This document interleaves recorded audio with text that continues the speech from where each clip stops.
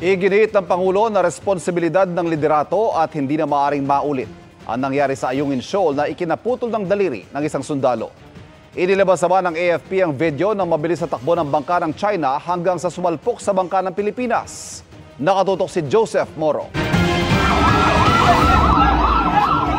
Sa kuhang ito ng pagharang ng China Coast Guard sa resupply mission noong June 17, makikita kung paanong mabilis na hinabol ng inflatable boat ng China Coast Guard ang isang bangka ng Philippine Navy hanggang sa sumalpok ito.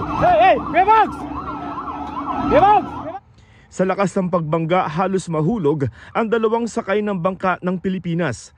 Ang ginawa ng China tinawag na professional at may pagtitimpi ng kanilang foreign ministry. Kahit pa sa parehong punto na patulan ng daliri, si Seaman First Class Underwater Operator Jeffrey Facundo. Dahil sa sakripisyon nga ni Facundo, ginawaran siya ni Pangulong Bongbong Marcos ng Order of Lapu-Lapu na may ranggong kampilan. Ginawaran naman ng Order of Lapu-Lapu na may ranggong kamagi ang 79 na iba pang Philippine Navy at Marines na kasama sa operasyon.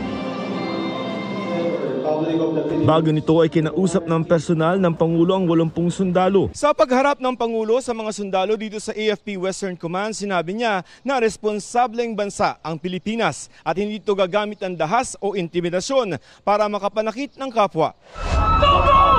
Kabilang sa hinarap nila ang panunutok ng mga palakol at matatalas na bagay, pagnanakaw, pang-tear gas at paggamit ng malalakas na strobe lights.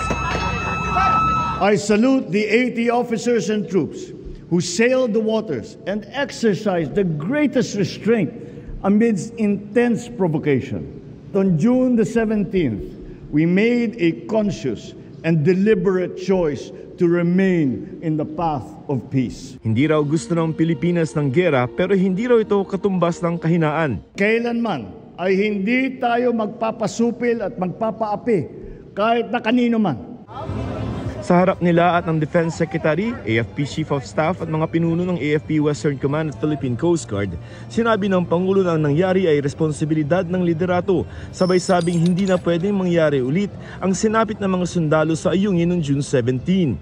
Sa gitna niya, nagpahayag ng suporta sa gobyerno ang Asosasyon ng mga Retiradong Opisyal ng AFP, kasabay ng papuri sa mga sundalong Pilipino. Para sa GMA Integrated News, Joseph Morong, nakatutok 24 oras.